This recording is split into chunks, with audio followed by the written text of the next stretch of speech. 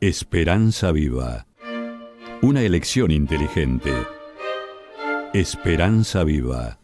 En la lectura, el licenciado Alejandro Venegas.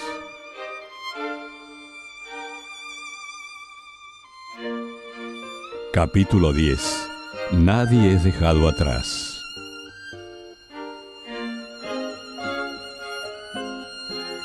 Seguramente debes haber escuchado el dictamen popular Vox Populi, Vox Dei. La voz del pueblo es la voz de Dios. Muchas veces percibimos el clamor popular como algo positivo y benéfico.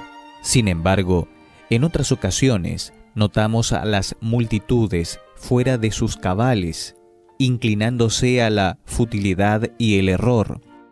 No siempre la voz del pueblo es la voz de Dios. Es más, bíblicamente el error y a veces la falta de fe son ligados a la multitud o a una mayoría.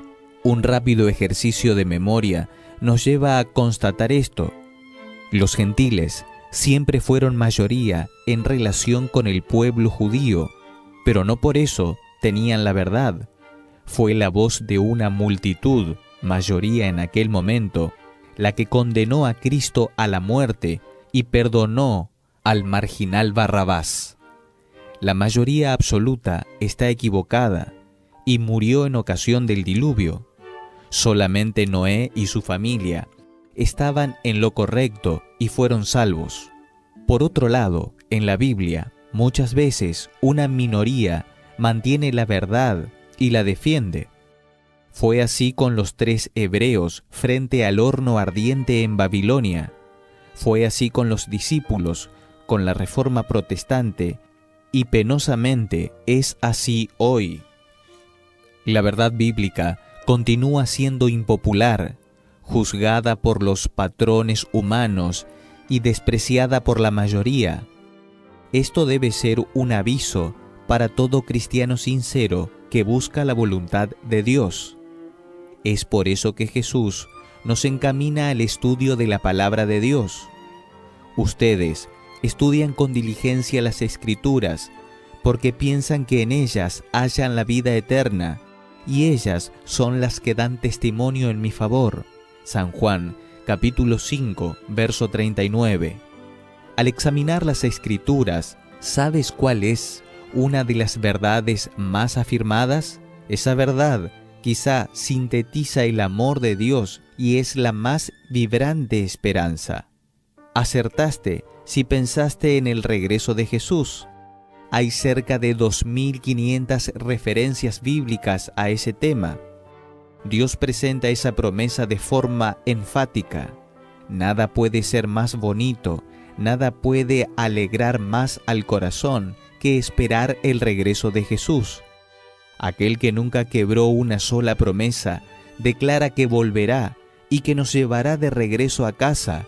Él dice: no se angustien, confíen en Dios y confíen también en mí.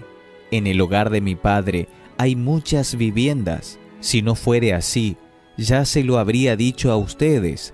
Voy a prepararles un lugar, y si me voy y se lo preparo, vendré para llevármelos conmigo. Así, ustedes estarán donde yo esté.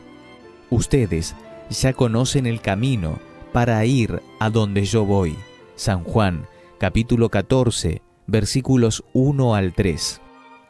Esa verdad parece ser aceptada por protestantes, católicos, evangélicos y pentecostales. Al menos, en un punto, todos están de acuerdo, ¿verdad? Equivocado. Aunque todos crean que Jesús volverá, hay una divergencia acerca de cómo sucederá. Aunque la Biblia sea clara y sencilla, el ser humano no resiste la tendencia a especular y elaborar ideas no siempre verdaderas. Observa lo que Cristo dice sobre esto. En vano me adoran, enseñando doctrinas que son humanas. Mateo capítulo 15, versículo 9. Necesitamos saber claramente lo que la Biblia enseña con respecto al regreso de Jesús. Como en otros casos, también necesitamos seguir los principios de tota y sola Escritura. toda la Escritura y solamente la Escritura para fundamentar nuestra creencia sobre el asunto. Existen básicamente dos ideas populares sobre el regreso de Jesús.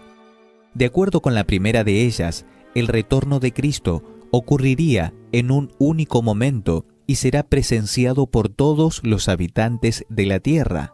El evento será real, literal, visible y personal. La segunda comprensión divide el evento en dos momentos, con un intervalo de 7 años entre ellos.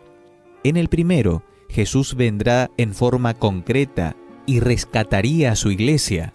Entonces, después de la gran tribulación de 7 años, Jesús volvería nuevamente de manera gloriosa. Podríamos resumir la segunda propuesta de la siguiente manera: Jesús vendría secretamente y arrebataría a la iglesia de la tierra para llevarla al cielo. Ocurriría una gran tribulación de 7 años para todos los que queden sin ser arrebatados. Surgiría el anticristo que asumiría el gobierno del mundo. Ocurriría la batalla final, Armagedón, entre el anticristo y los judíos convertidos al cristianismo. Entonces seguiría la segunda venida de Jesús con poder y gloria. Resumidamente, eso es lo que la mayoría de los evangélicos cree.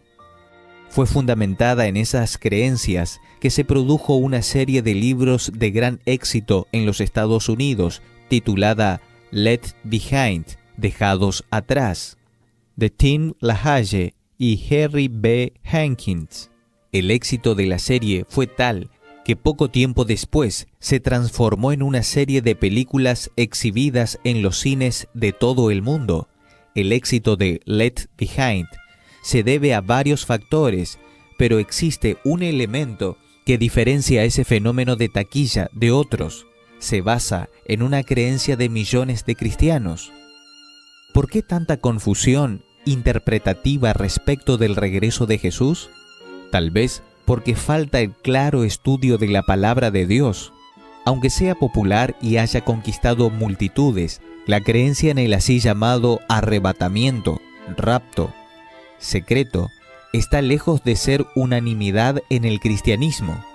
A pesar de la popularidad de esta creencia, adhesivos en los vehículos que advierten que en caso de arrebatamiento el automóvil podría quedar sin control son considerados como un chiste que como una creencia bíblica. Causa cierta extrañeza en muchas personas la idea de que Jesús haría algo secreto, comportamiento más común en el enemigo de Dios. Jesús siempre es vinculado al conocimiento, la luz, la libertad, la salvación. En ningún momento en las Escrituras, Dios el Padre o Jesús actúan de manera secreta. Considera lo que el mismo Jesús dice con respecto a su venida. Porque así como el relámpago que sale del oriente y se va hasta el occidente, así será la venida del Hijo del Hombre. Mateo, capítulo 24, versículo 27. El Apocalipsis también nos esclarece acerca de este evento. Miren que viene en las nubes, y todo ojo lo verá con sus propios ojos. Apocalipsis, capítulo 1, versículo 7. La analogía de la segunda venida de Jesús como un relámpago que rasga el cielo del este al oeste y la declaración de Juan que dice que Jesús va a descender con las nubes del cielo no dejan margen para imaginar un evento secreto. De hecho, la Biblia no abre ningún espacio para la creencia de que Jesús vendrá de manera escondida y mucho menos en dos fases. El evento de la segunda venida tiene algunas características bien específicas. El retorno de Cristo será 1. Visible. Mateo capítulo 24 versículo 27. Apocalipsis capítulo 1 versículo 7. 2. Audible. Primera de Tesalonicenses capítulo 4 versículo 16. 3. Glorioso. Mateo capítulo 16 versículo 27. Apocalipsis capítulo 19 versículos 11 hasta el 16. 4. Personal y literal. Hechos capítulo 1 versículos 9 al 11. 5. Súbito e inesperado, Mateo capítulo 24, versículos 38 y 39. Parece que la lógica y la claridad de la palabra de Dios favorecen la creencia de la minoría, en ese caso. Después de todo, lo que Jesús pasó por amor de nosotros, ya que se burlaron de Él, lo abofetearon y lo crucificaron, ¿no sería muy natural que aparezca de forma triunfante al son de trompetas celestiales y frente a los ojos de todos los seres humanos? Claro que sí. Eso es mucho más natural y lógico de lo que sería una segunda venida en forma secreta. Los cristianos apostólicos del primer siglo tenían un saludo especial que solamente usaban entre ellos. De acuerdo con lo que está registrado en 1 Corintios capítulo 16, versículo 22, la palabra era Maranata. Esa expresión está constituida por dos términos arameos, Marana, nuestro Señor, y Ta, viene, y significa nuestro Señor viene. De esa manera, el regreso de Jesús era el tema del saludo de los primeros cristianos. Los primeros apóstoles se saludaban entre sí, reafirmando esa esperanza todo el tiempo. El Dios revelado por medio de la Biblia declara ser luz, verdad, liberación. Él se revela a sí mismo en la persona de su Hijo. San Juan, capítulo 14, versículo 9. Dios no deja secretos ni realiza acciones secretas. Por el contrario, la Biblia dice que en verdad nada hace el Señor omnipotente sin antes revelar sus designios a sus siervos los profetas. Amós, capítulo 3, versículo 7. Toda y cualquier idea divina y todos los planes del Altísimo son revelados a nosotros, sus siervos. La Biblia es un libro de revelación. A la luz del relato de las acciones históricas de Dios, no hay coherencia en una creencia según la cual Dios actúa en forma secreta. Consideremos el llamado arrebatamiento secreto. Millones de personas desaparecerían en todas las regiones de la tierra instantáneamente. Habría pavor y decepción por parte de las personas que no son arrebatadas. Después tendrían 7 años de tribulación, remordimiento y pérdida de sus seres queridos y recibirían las plagas finales del juicio divino. En el Armagedón, la última gran batalla, los judíos serían perseguidos una vez más. Hay tantas lagunas e incoherencias en esa creencia que es admirable el hecho de que tantos cristianos la defiendan. Eso ocurre porque, lamentablemente, la mayoría de las personas que dicen creer en la Biblia, en realidad no la investigan. Por eso, esas personas creen en todo lo que se predica como si fuese verdad por el simple hecho de que fue predicado de esa manera. Cuando andaba en sus viajes misioneros, el apóstol Pablo pasó por varias ciudades, entre ellas Tesalónica y Berea. Cada pueblo reaccionó de forma diferente a las enseñanzas del enviado de Dios. Los de Berea, por ejemplo, fueron considerados más nobles que los de Tesalónica, porque después de haber escuchado al apóstol disertar, corrieron a las Sagradas Escrituras con el fin de examinarlas para ver si, en realidad, todo lo que él les había dicho estaba de acuerdo con lo que estaba escrito en la palabra de Dios. Hechos capítulo 17, versículos 10 y 11. Antes de creer en cualquier doctrina o predicación, debemos usar la Biblia como árbitro capaz de juzgar todas las cosas. Eso es esencial porque nuestra salvación está en juego. Algunos textos bíblicos son utilizados para apoyar la creencia en el arrebatamiento secreto. El más común es Mateo capítulo 24, versículos 36 al 44. Pero en cuanto al día y la hora, nadie lo sabe, ni siquiera los ángeles en el cielo, ni el Hijo, sino solo el Padre. La venida del Hijo del Hombre será como en tiempos de Noé, porque en los días antes del diluvio comían, bebían y se casaban y daban en casamiento hasta el día en que Noé entró en el arca, y no supieron nada de lo que sucedería hasta que llegó el diluvio y se los llevó a todos. Así será en la venida del Hijo del Hombre. Estarán 2 hombres en el campo, uno será llevado y el otro será dejado. 2 mujeres estarán moliendo, una será llevada y la otra será dejada. Por lo tanto, manténganse despiertos, porque no saben qué día vendrá su Señor. Pero entiendan esto: si un dueño de casa supiera a qué hora de la noche va a llegar el ladrón, se mantendría despierto para no dejarlo forzar la entrada. Por eso también ustedes deben estar preparados, porque el Hijo del Hombre vendrá cuando menos lo esperen. Estos versículos revelan muchas cosas sobre la segunda venida de Jesús.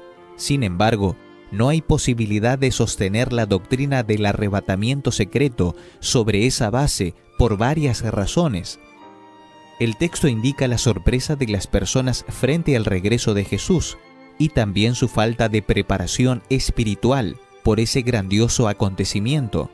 Nada aquí remite a una acción divina secreta. El ejemplo dado por Jesús, que señala que una persona será llevada y otra dejada, es una figura del lenguaje. En caso contrario, si el texto tuviera que ser entendido de manera literal, significaría que la mitad de las personas del mundo se salvaría y la otra mitad se perdería. Eso sería un factor limitado de la gracia de Jesús, lo que es una incoherencia. Además, si el texto fuera leído de manera literal, Jesús sería considerado un ladrón, ya que es comparado con uno. Con toda seguridad habrá un arrebatamiento, pero nunca será secreto. Eso está confirmado en los textos de 1 de Corintios capítulo 15, versículos 51 al 58, y 1 de Tesalonicenses capítulo 4, versículos 13 al 18. Jesús pasó un buen tiempo hablando a los discípulos respecto de las señales que precederían a su regreso a la tierra. Mateo capítulo 24, Marcos capítulo 13, Lucas capítulo 21. ¿Recomendaría él al mundo vigilar y prepararse para después regresar de manera secreta solamente para algunos elegidos y no para toda la humanidad? Por casualidad, cuando vino por primera vez, ¿restringió Jesús su gracia y su salvación a unos pocos? ¿Por qué lo haría en su segunda venida? En realidad, la Biblia es muy clara en cuanto a lo que ocurrirá en los últimos días y cómo será la segunda venida de Jesús. Veamos de forma didáctica y cronológica los acontecimientos. Cristo revela las señales que indican su cercano retorno. 1. Falsos cristos. Mateo capítulo 24, versículo 5. 2. Guerras y rumores de guerras. Mateo capítulo 24, versículo 6. 3. Hambrunas y terremotos. Mateo capítulo 24, versículo 7. 4. Falsos profetas que engañan a las personas que están preparadas. Mateo capítulo 24, versículo 11. 5. Multiplicación del pecado y enfriamiento del amor. Mateo capítulo 24, versículo 12. 6. El último clamor o clamor de medianoche. Mateo capítulo 24, versículo 14. Apocalipsis capítulo 14, versículos 6 al 13. 7. La gran tribulación que precede al regreso de Jesús. Mateo capítulo 24, versículos 15 al 25. Apocalipsis capítulo 12, versículo 17 y capítulo 16. En ocasión del regreso de Jesús, habrá 2 clases de personas vivas: los justos y los impíos. El interés no está en movimientos religiosos. La gran cuestión es quién guarda los mandamientos de Dios. Apocalipsis capítulo 12, versículo 17. Y quién adora a la bestia y a su imagen. Apocalipsis capítulo 14, versículo 9. El mundo estará dividido solamente en dos grupos: los que siguen la Biblia y por esa razón son considerados justos, justificados por el sacrificio de Jesús, y quienes siguen sus propios pensamientos y filosofías, que son considerados injustos, no justificados, pues desprecian el sacrificio de Jesús. Cuando regrese, Cristo resucitará a los justos muertos y los llevará al cielo junto con los justos vivos. Primera de Corintios capítulo 15, versículos 51 al 58. Primera de Tesalonicenses capítulo 4, versículos 13 al 18. Los impíos muertos permanecerán en la sepultura, y los impíos vivos morirán ante el resplandor de la gloria del Hijo de Dios. Apocalipsis capítulo 6, versículos 14 al 16. Los redimidos reinarán con Cristo en el cielo durante 1000 años. Apocalipsis capítulo 20. Después del milenio, Jesús volverá a la tierra con los redimidos en la Nueva Jerusalén.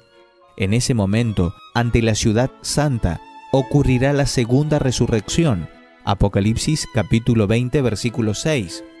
Todos los impíos van a resucitar y habrá un último juicio. Entonces ocurrirá lo que la Biblia llama la obra extraña de Dios. Isaías capítulo 28, versículo 21.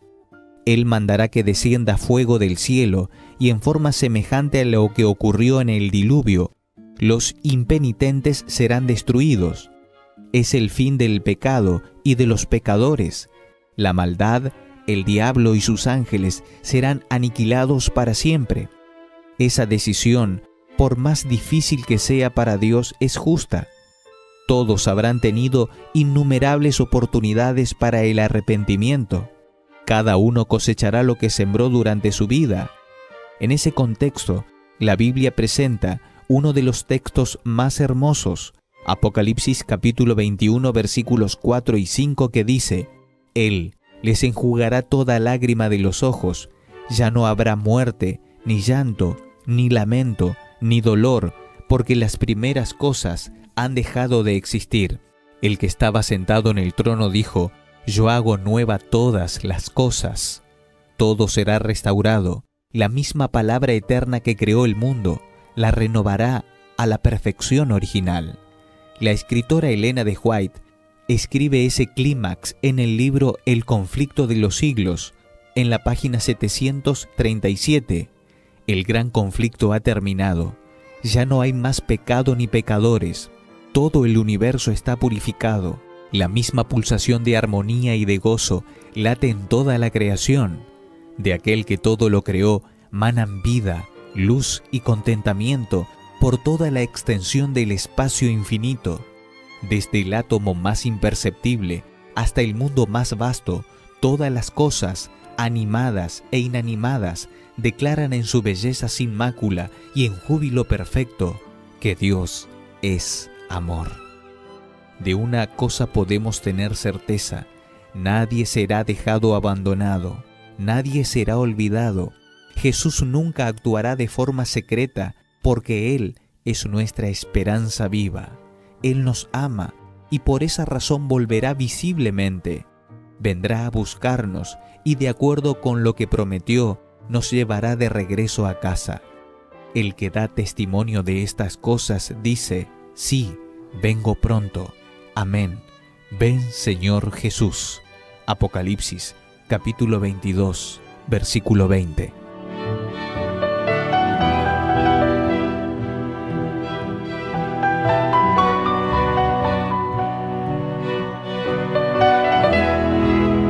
Esto fue Esperanza Viva. Lectura de Alejandro Venegas. Sobre textos de Iván Saraiva.